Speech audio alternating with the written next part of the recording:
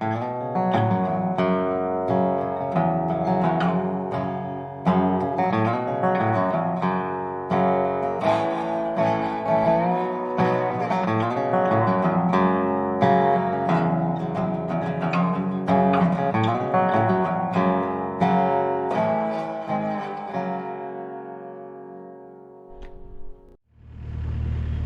up, everybody? Welcome back to Diesel Creek. My name is Matt. Behind me is the future site of my dream shop. As you guys probably already know, I have been working on getting a site ready to build a shop on since about early winter. So it's now spring. The trees are starting to get green, and we are very, very close to getting the company in here to actually put the structure up. So if you guys haven't seen this project from the beginning, there's a link down in the description there to the playlist.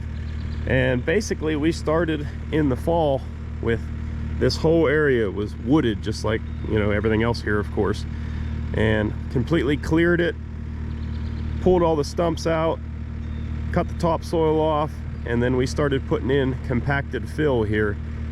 And the last video we brought up that corner out there, almost 9 feet actually, because I said 6 feet of fill, but that was actually just right directly at the corner of the building was what we needed, 6 feet of fill.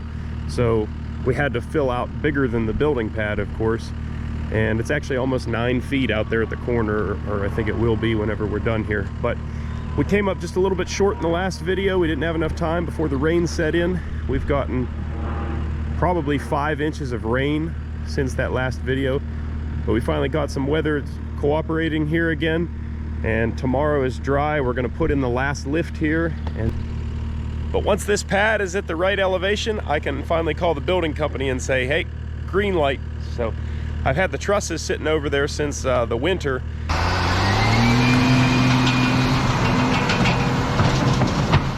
And I'm eager to get those up and off the ground. I mean, I have them on skids, but I don't like them sitting there any longer than they need to be.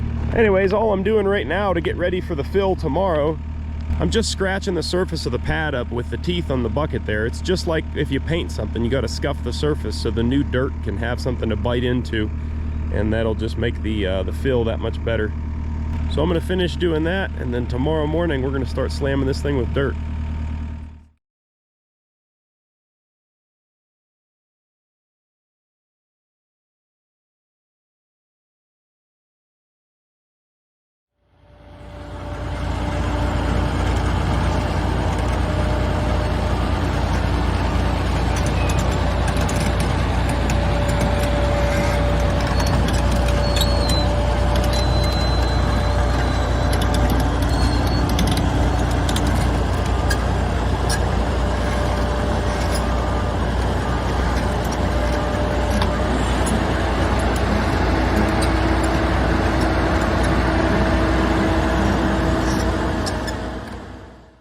Well, the top coat's done. You didn't see it. I'm sorry about that. The whole day turned chaotic, and we just tried to hurry up and knock this thing out. And we did. We were able to get it done pretty quick, but not without issue though. The only clip that I got from that day is carrying that thing, my big Bomag compactor I bought specifically for this job and a couple others I have coming up here. The only clip I got was carrying that thing off the pad because it died right in the middle of the lift. So something catastrophically failed inside the drum on that thing. That's going to be a whole video all to itself. But today, we got to finish up what I can before these guys come in and put my building up.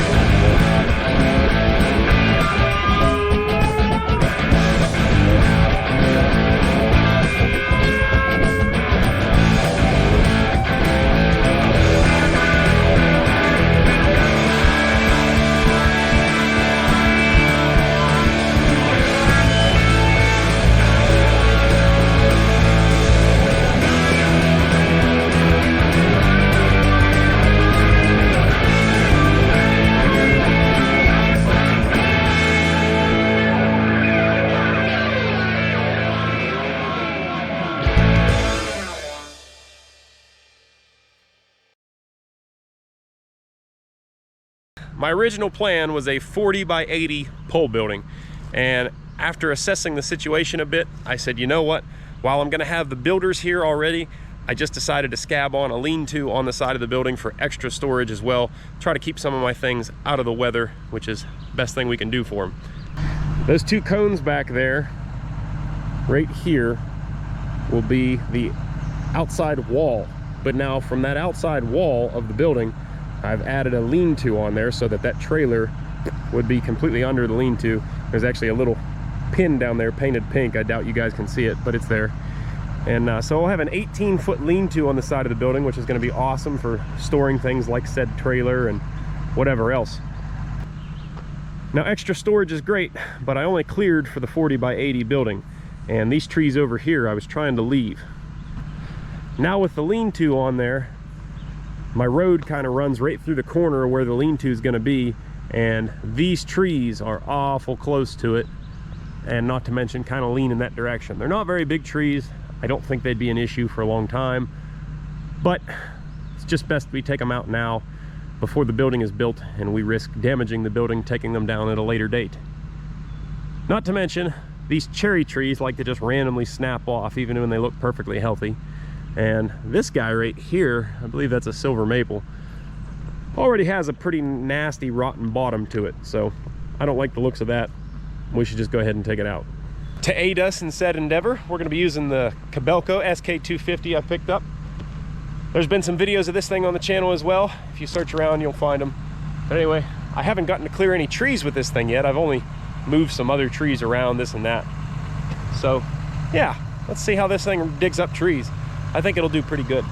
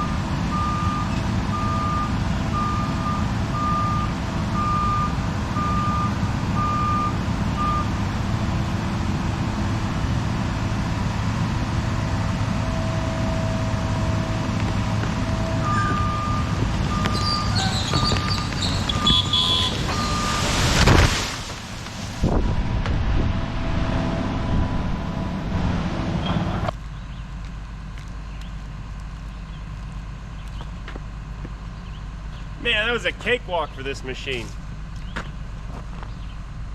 That's a pretty good sized tree. The old Komatsu would have been struggling with that thing for half an hour. That's a heck of a root ball. Try and clean that thing up a little bit here, and end up bucking it off and cutting the top out of it. And there's actually a good saw log in this tree, maybe two, provided they don't have any hollow spots in them. Yeah, definitely a good saw log in there. Might be able to squeeze one out up there as well. Well, let's keep going.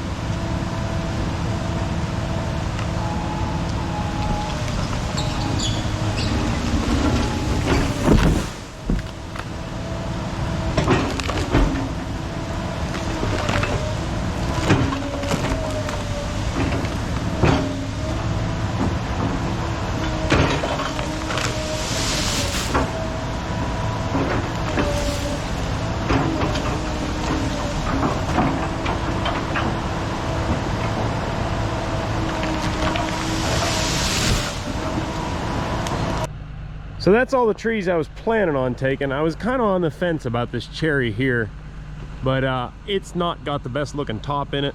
These things tend to snap off, like I mentioned earlier, and it's also leaning this direction, which is where the building's going to be. So all things considered, I think I'm just going to go ahead and take it out too, and make sure we don't have any, I don't need anything hitting this building. I'm gonna have a lot of money wrapped up in it.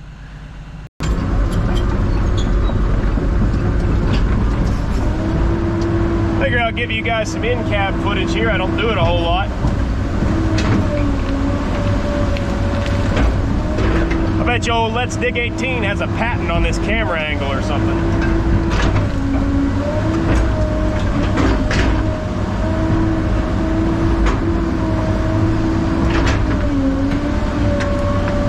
There's the root. All these cherries like this seem to have just one tap root. It'll come down at an angle and it'll make like an L shape. You just got to find the L wherever it winds up at. And it seems like once you find that, it's going to go easy.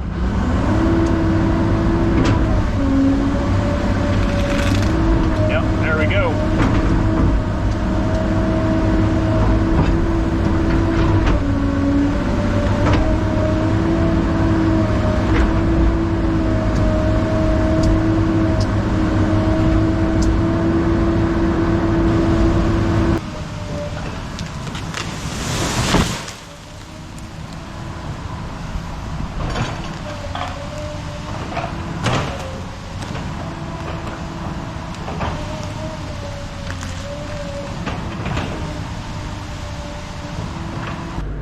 Well, that just goes to show you right there, follow your gut. That's the inside of that tree, guys. That thing was not long for the world.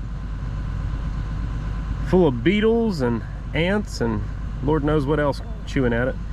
See, there's some of these ants carrying their eggs out now. I hate ants.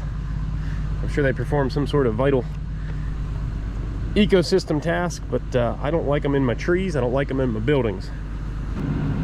I'll tell you what, that is a lot of production right there. Did that, and well, if I wasn't setting up cameras, I'd have had that done in under 10 minutes. Man, I love this machine.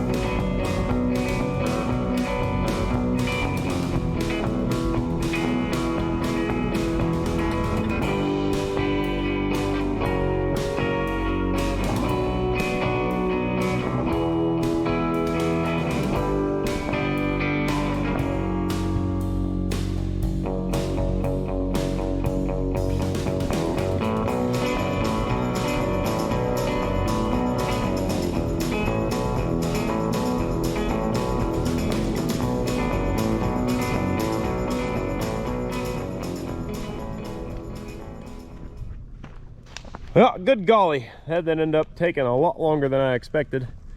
Well, it seems to be everything I do. I always underestimate. Yeah, that'll take me 10 minutes. And 3 hours later, I'm finally done. But I know you guys can't see anything. I'll show you in the daylight.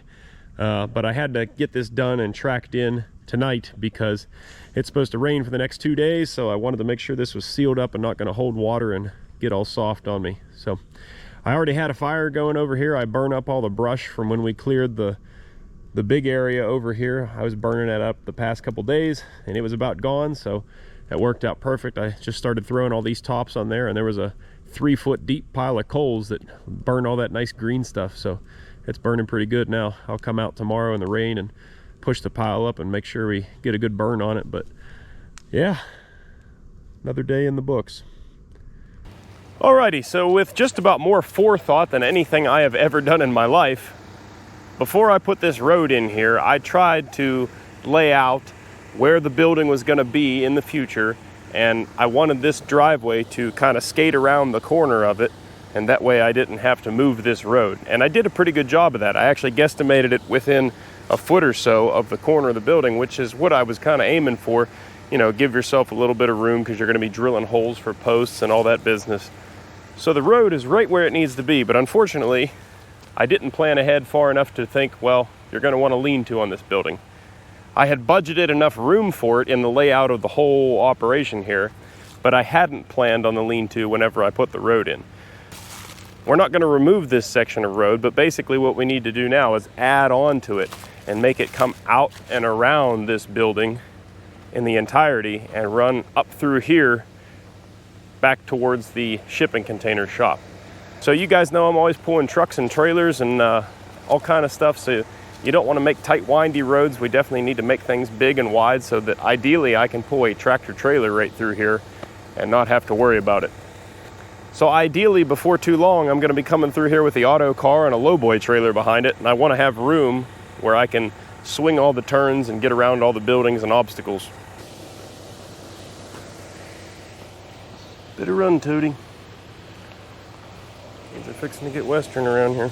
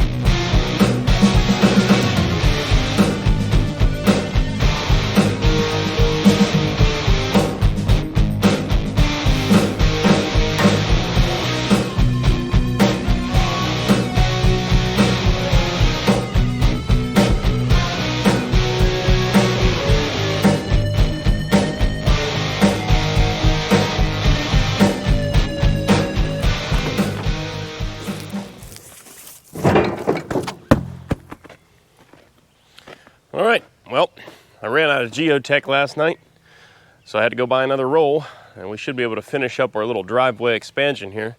Every time I show myself using this stuff on the show here, I get a ton of questions about it. Basically, this product has a ton of ubiquitous terms. Road fabric, geofabric, whatever you want to call it. I believe the technical term is woven geotextile soil stabilization fabric, is I believe the mouthful of a actual term that this stuff is called. But people always think I'm just putting plastic down underneath the gravel. And while this stuff is made of plastic, it is not just like a sheet of plastic or something that you'd cover up a wood pile with.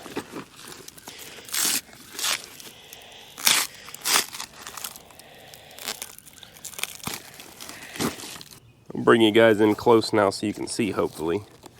This stuff is made of plastic, but if you can tell there, it is actually a woven fabric of small plastic strands, which allows water to permeate and is very, very, very strong. I mean, this stuff, if you poke it, it'll tear, but like just tensile strength, this stuff is quite strong. So the reason I use this material is to keep the mud layer or dirt layer or whatever it happens to be at that point in time from permeating up through the rock layer, which would be on top of this fabric. And keeping those layers separate, it prolongs the life of my driveway material considerably. I use this stuff underneath the entire length of my driveway, all 1,800 and some feet of it, and I definitely don't regret it.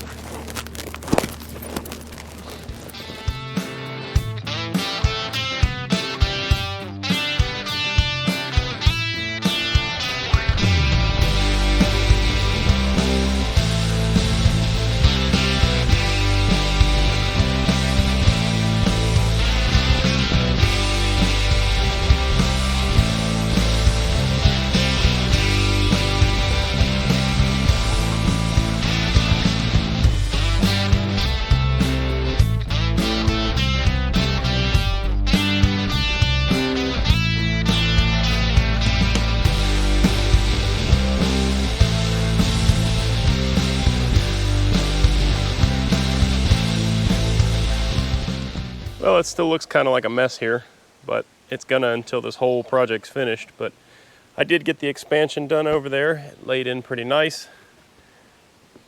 Got my little stockpile still here yet. And I could have kept this little siding going up here. Eventually it needs to run all the way up to the corner of the building here, so another 5-6 feet off this edge. But as you can see, I got a low spot there, and all the water from all the woods back here drains into this area. So the water leaches through the driveway right here, and I have a little swale cut through here, and it runs out that way for right now. So anyway, that's why I didn't bother to continue on this gravel up through here. I'm going to run a drain line over there and probably put a catch basin in there. I'm going to have a French drain on the outside of the building over here, as well as gutters and downspouts tied in somewhere in this area right here. So we're just going to leave that open for right now. I still have room I can drive through here. No issues at all.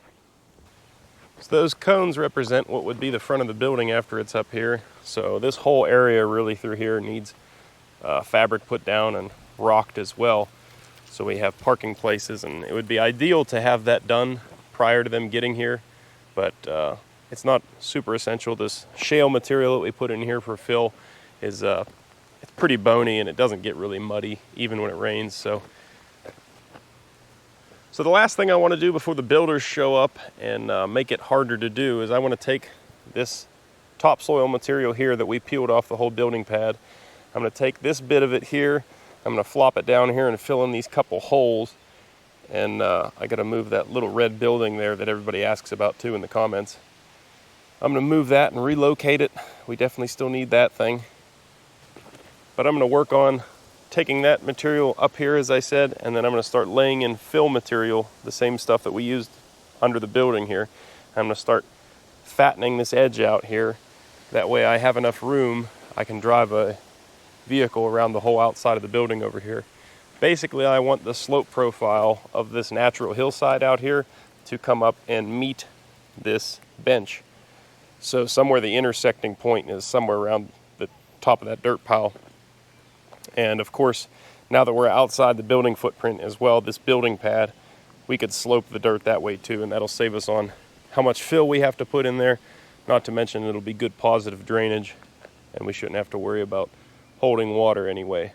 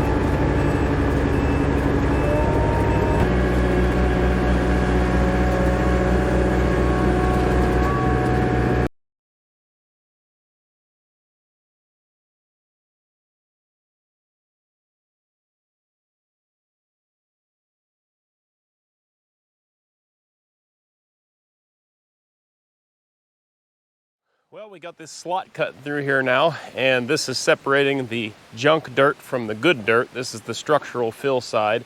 Now, of course, I'm looking to fill this up some more so that I have my laneway around the outside of the building here.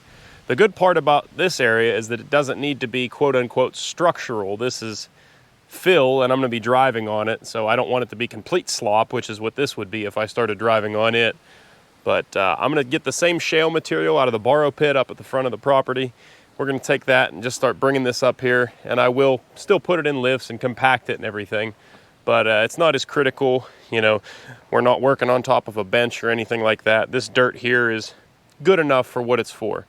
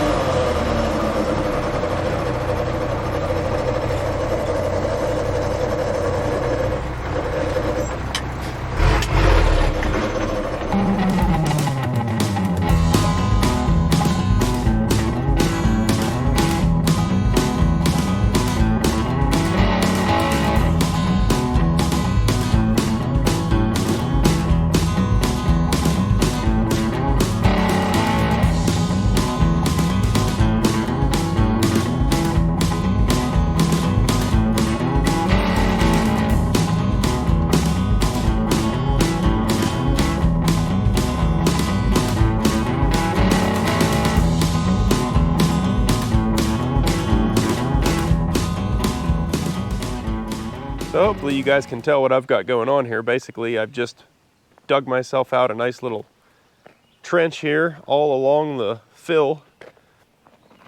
Basically, I'm going to use all this topsoil woods material here that's all full of roots and everything else. That's not suitable fill, but it is good enough to help hold the fill in place here. So I'm just going to keep filling this ditch up over time, and this is going to be a pretty lengthy process by myself. I had a lot of help here when we put in all this material over here, but I can finish this part up. There's no pressure on me right now. They can come in and build whenever they need to. So I'll chip away at this myself, and we'll get this all filled up eventually. I'm going to keep putting it in lifts like I did there. I'll just make piles all along here, come in with a skid loader, knock them down, run the compactor on them. I'll tell you what, that little ditch compactor really packs a punch. We sunk down that first layer of fill up here, probably 5-6 inches at least with that thing. I was pretty darn impressed. Anyways, guys, that's all I've got for now. If you liked the video, do me a big favor. Hit that thumbs up button down below. It really helps out the channel. Doesn't cost you guys a thing. Also, if you're not already, be sure to subscribe and you hit that little notification bell down there. I get questions and comments all the time about people saying that they still miss videos even though they're subscribed. So if you want all the notifications, just hit that little bell icon down below and that'll send you a notification every time I post a video. Don't forget also as well, we have Diesel Creek merchandise over on the website. There's a link down in the description, dieselcreek.com. You can show your support for the channel and pick yourself up some sweet merchandise over there, dieselcreek.com. Other than that, guys, that's all I've got. As always, thanks for watching, and I'll catch you on the next one.